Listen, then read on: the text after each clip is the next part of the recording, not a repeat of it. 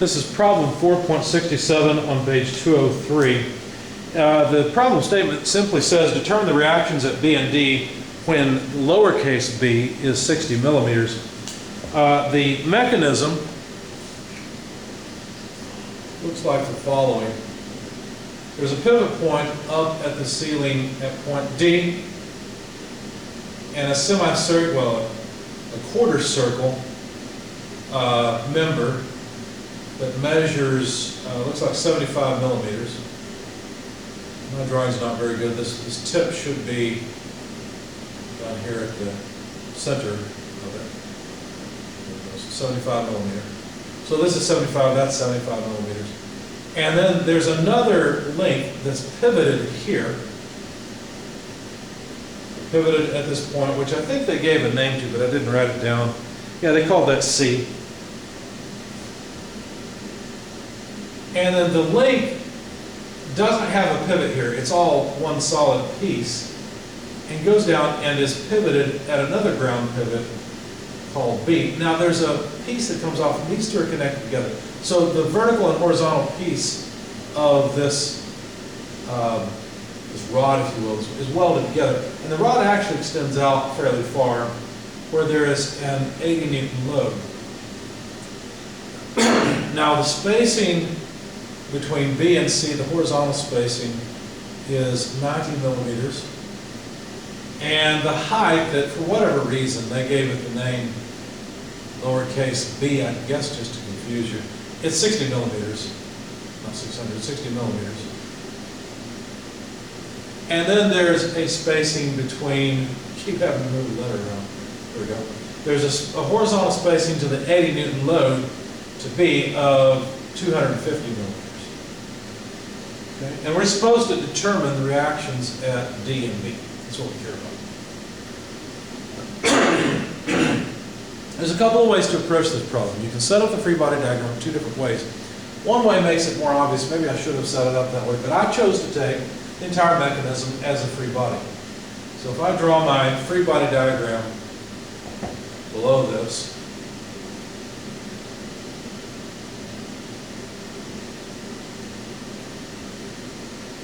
we've got the 80 Newton load here.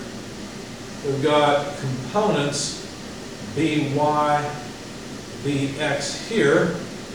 There's some force at C, but that's an internal force, so I don't care about it. And then there's a force at D. Now I actually know something really important about the force at D. If I had made a free body diagram of DC, I would have realized DC is a two-force member. In fact, I recognize that without the free body. And therefore, whatever force acts at D and C, for this body to be in equilibrium, must pass through points B and or through points D and C. It has to. So it's a two-force member. It doesn't matter that the member's bent. Your intuition can trick you a lot there. You say, well, doesn't that bend some? No, we're assuming these bodies are rigid. So I know something about the directionality of the force at D, and I went ahead and just drew a free body diagram with D as a force up and to the left. Now notice, of course, I know the angle of this force is at 45 degrees because this is just a quarter circle, and so that line must be a 45-degree line. Okay. Now that's important because if I had two components, dy, dx, I'd have two unknowns and then two more. That's four unknowns. I don't have enough equations in a two-dimensional problem to solve for four unknowns. I only have enough to solve for bx, by, and d now that I know the direction of D. So you could make a free body diagram of DC and what would this be called? CB. I don't know if that has a name where the 80 Newton load is applied, but yeah, it's A. So DC, CBA as two separate bodies, but all you would really discover is that the directionality of the force at D is known. Now I don't know, D could be pushing this way. I'm just assuming that it's going the other way. And once I set up my equations of equilibrium, if I get a negative answer for D, I know I just assumed the wrong direction. So the first thing I decided to do is sum moments about point B, because that will eliminate two unknowns, Bx, By, and should allow me to solve for D. Now, I went ahead and noted that I've got an 800 Newton, an 80 Newton load with a moment arm of 250 millimeters. Okay, fine, that's one of them. However, I also have a moment of d, and what I decided to do, since dx, the horizontal component of d, would cause a positive moment as well, I just wrote plus dx times this moment arm. Well, if this is the direction of the force, then the moment arm is the distance from here to here. Now, did I give you that? Yeah, it's 60 millimeters plus 75. Okay, so I'll write it that way, 75 millimeter plus 60 millimeter. But that's not it. There's also the moment of the vertical component of d. Notice that there's a horizontal moment arm for that component of the force. So we can write minus dy, because notice if dy is up, it's going to cause clockwise rotation, that's negative. So dy multiplied by the distance from here over to here. So that'd be 75 plus 90. So let's just write it that way. 75 millimeters plus 90 millimeters. So that sum has to come out to 0. There's no other forces that have moments back to, well, bx and dy are still forces, but they don't have any moment arms. So now, one important thing, I know something about the relationship between dx and dy. In fact, dy over dx, now you got to be careful here. You could say, well, that acts in the negative direction, so isn't there some complicated relationship? Not really. I've drawn my 45-degree angle there. So I know that dy over dx is just the tangent of 45 degrees. What this really means is that the magnitude of dy and dx are equal.